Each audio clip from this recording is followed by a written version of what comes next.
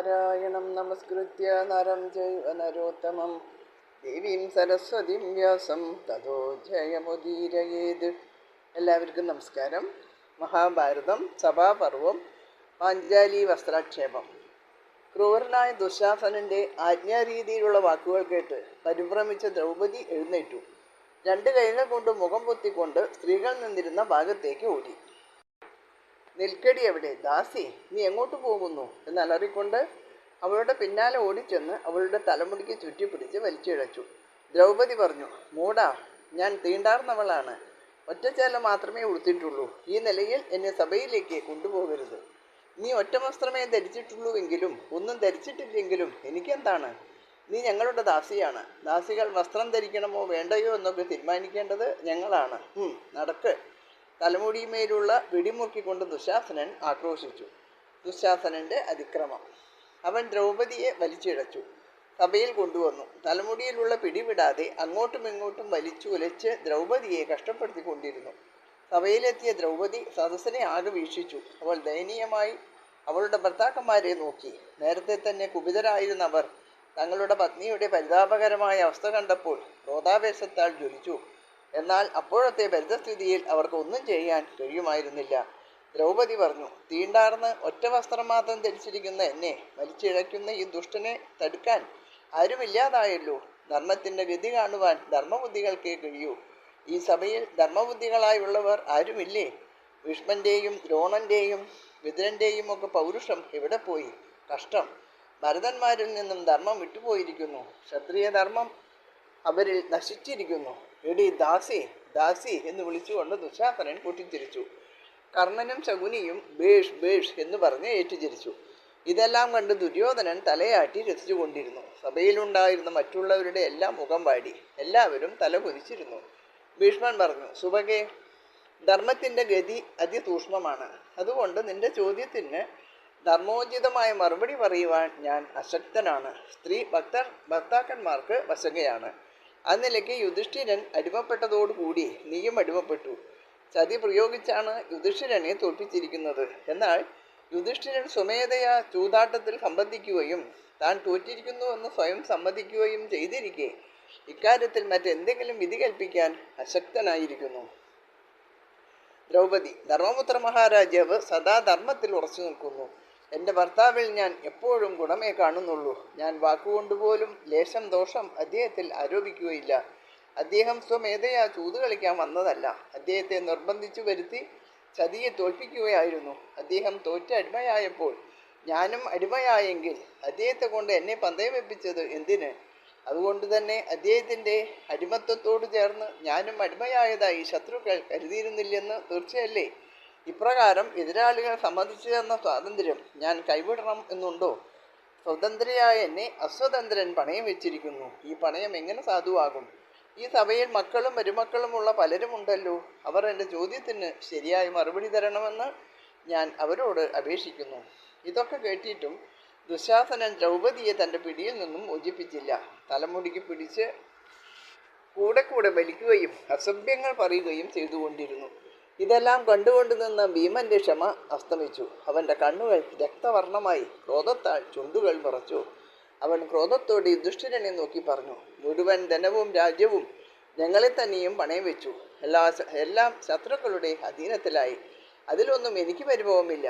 ചൂതുകളിക്കാരും ഭാര്യമാരെ പണയം വെച്ചതായി ഞാൻ കേട്ടിട്ടില്ല. ചൂതുകളിക്കാരുടെ വീട്ടിലെ വേലക്കാരുടെ കൂട്ടത്തിൽ അഭിസാരികമാരുണ്ടായെന്ന് വരാം. അവരെപ്പോലും ആരും പണയം വയ്ക്കുകയില്ല. എന്നാൽ ദ്രൗപദി അങ്ങ് പണയം വെച്ചത് കടുത്ത അക്രമമായി പോയി. ഇവൾ ഈ ദുഃഖത്തിന് അർഹയല്ല. അങ്ങ് കാരണമായി ഇവൾ ക്ലേശം അനുഭവിക്കുന്നു. അവളുടെ പരിതാപം കണ്ടിട്ട് എനിക്ക് അങ്ങയോട് ക്ഷമിക്കാൻ കഴിയുന്നില്ല. എടാ സഹദേവ, ഒരു പന്തം കത്തിച്ചു കൊണ്ടുവാ. ഈ ചൂതുകളിക്കാരൻ്റെ കൈ രണ്ടും ചുട്ട് വെണ്ണീറാക്കട്ടെ. ഇത് കേട്ട അർജുനൻ പറഞ്ഞു, ഇത്തരം വാക്കുകൾ ഒരിക്കലും പറയാത്ത അങ്ങയുടെ ധർമ്മചിന്തയെ ശത്രുക്കൾ നശിപ്പിച്ചുവോ? നാം ധർമ്മം തെറ്റി നടക്കണമെന്നാണ് ശത്രുക്കൾ ആഗ്രഹിക്കുന്നത്. അത് ചെയ്തു പോകരുതേ. യുധിഷ്ഠിരനേക്കാൾ ധർമ്മനിഷ്ഠയുള്ളവർ ആരുണ്ട്? ഭീമൻ, അനുജ, നീ പറഞ്ഞു ശരിയാണ്. താൽക്കാലിക വികാരത്തിന് അടിമപ്പെട്ട് ഞാൻ പറഞ്ഞു പോയതാണ്. ക്ഷമിക്കൂ. വികർണൻ്റെ ആത്മരോഷം. സഭയിൽ നടന്ന നിന്ദ്യമായ സംഭവങ്ങൾ ആകുലത്തോടെ വീക്ഷിച്ചു കൊണ്ടിരുന്ന ദുര്യോധനൻ്റെ അനുജനായ വികർണൻ ഇരിപ്പിടത്തിൽ നിന്നും ചാടി എഴുന്നേറ്റ് സഭാവാസികളോടായി ഉച്ചത്തിൽ പറഞ്ഞു, ഈ രാജാക്കന്മാരെ, പാഞ്ചാലി ചോദിച്ച ചോദ്യത്തിന് നിങ്ങൾ ആരും ഉത്തരം പറയാതെ മിണ്ടാതിരിക്കുന്നത് എന്തുകൊണ്ടാണ്? നിങ്ങൾ ഇതിന് മറുപടി പറയണം. അച്ഛനും മുത്തച്ഛനും ഇത് കേട്ടില്ലേ? ആചാര്യന്മാരായ ദ്രോണർക്കും കൃപനും വിതുരർക്കും ഒന്നും പറയാനില്ലേ? വികർണൻ ഇപ്രകാരം പല പ്രാവശ്യം പറഞ്ഞിട്ടും എല്ലാവരും മൗനം പൂണ്ടിരുന്നതേ ഉള്ളൂ. വികർണൻ കോപാകുലനായി കണ്ണുകളിൽ കൂടി തീപ്പൊരി പാറി കൈകൾ കൂട്ടിയിടിച്ചുകൊണ്ട് അവൻ പറഞ്ഞു, യുധിഷ്ഠിരനെ നിർബന്ധിച്ചാണ് ചൂതാടിച്ചത്. യുധിഷ്ഠിരന് പാഞ്ചാലിയെ തൻ്റെ പ്രത്യേക ധനമായി കരുതി പന്തയം വയ്ക്കാൻ ഒരു അവകാശവുമില്ല. അവൾ പാണ്ഡവന്മാർക്ക് എല്ലാവർക്കും ഒരുപോലെ അവകാശപ്പെട്ടതാണ്. പിന്നെ പാഞ്ചാലിയെ യുധിഷ്ഠിരൻ്റെ ഇഷ്ടപ്രകാരം പന്തയം വെച്ചതല്ല, ശകുനി നിർബന്ധിച്ച് പറഞ്ഞ് കുടുക്കിയതാണ്. ആകയാൽ എൻ്റെ വ്യക്തമായ അഭിപ്രായം ഈ പന്തയം സാധുവല്ല എന്നാണ്. പാഞ്ചാലി സ്വതന്ത്രയാണ്, ആരുടെയും അടിമയല്ല. ഇത് കേട്ടപ്പോൾ സഭാവാസികൾ വികർണനെ ശ്ലാഘിക്കുകയും ബേഷ് വികർണൻ പറഞ്ഞത് ശരിയാണ്, ന്യായമാണ് എന്ന് പറയുകയും ചെയ്തു. കർണനാണ് വികർണനോട് മറുപടി പറഞ്ഞത്. അവൻ പറഞ്ഞു, ഹേ വികർണ, നീ ഒരു മൂഢനാണ്. ഇവിടെ എത്രയോ മഹാശയന്മാർ ഇരിക്കുന്നു. അവരാരും പാഞ്ചാലിയുടെ ചോദ്യത്തിന് മറുപടി പറയാതെ ഇരിക്കുന്നത് എന്തുകൊണ്ടാണ്? അവരെല്ലാം വിചാരിക്കുന്നു പന്തയത്തിൽ തോറ്റ് ദ്രൗപദി ദാസിയായി കഴിഞ്ഞുവെന്ന്. അഗ്രജൻ എന്നുള്ള നിലയ്ക്ക് യുധിഷ്ഠിരൻ ചെയ്യുന്നതെല്ലാം മറ്റു പാണ്ഡവന്മാർക്ക് ബാധകമാണ്. പാഞ്ചാലിയെ പന്തയം വയ്ക്കുന്നുവെന്ന് യുധിഷ്ഠിരൻ തന്നെയാണ് പറഞ്ഞത്. അത് മറ്റു പാണ്ഡവന്മാരും സമ്മതിച്ചതാണ്. പിന്നെ നിനക്ക് മാത്രം അവൾ അടിമയല്ലെന്ന് തോന്നാൻ എന്താണ് കാരണം? പാണ്ഡവന്മാരുടെ ധനവും ഇവളും പാണ്ഡവന്മാരും എല്ലാം ശകുനി ധർമ്മപ്രകാരം നേടിയ ധനമാണ്. ദുശാസന, ഈ വികർണൻ പമ്പര വിഡ്ഢിയാണ്. പാഞ്ചാലിയും പാണ്ഡവന്മാരും നമ്മുടെ അടിമകളാണ് എന്ന് ഇവന് തെളിയിച്ചു കൊടുക്കുക. ഇവരുടെ വസ്ത്രമെല്ലാം അഴിച്ചു വാങ്ങുക. കുലീനന്മാരെ പോലെ വസ്ത്രം ധരിച്ച് നമ്മുടെ മുന്നിൽ തെളിഞ്ഞു നിൽക്കേണ്ടവരല്ല ഇവർ. കാരണം ഇപ്രകാരം പറഞ്ഞപ്പോൾ പാണ്ഡവന്മാരെല്ലാം അവരുടെ ഉത്തരീയം അഴിച്ച് താഴെ വെച്ചു. പാഞ്ചാലി ഒന്നും ചെയ്തില്ല. ദുശാസനൻ അവളുടെ വസ്ത്രം അഴിച്ചെടുക്കാൻ ബലമായി അതിന്മേൽ പിടിച്ചു. പാഞ്ചാലി ഇരു കൈകൊണ്ടും മുഖം പൊത്തി വാവിട്ട് നിലവിളിച്ചു.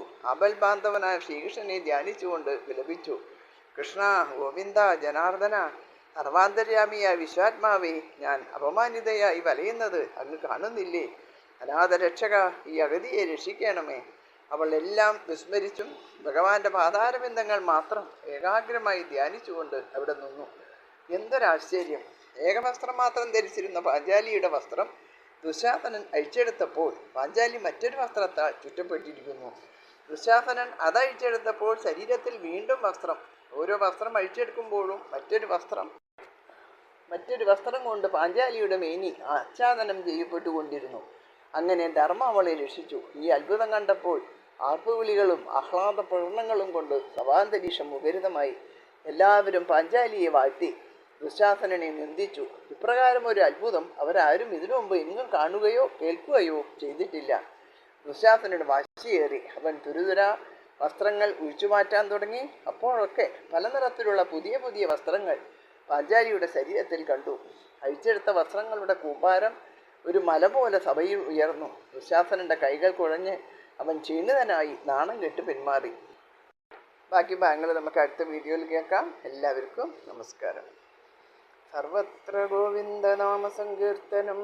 ഗോവിന്ദ ഗോവിന്ദ.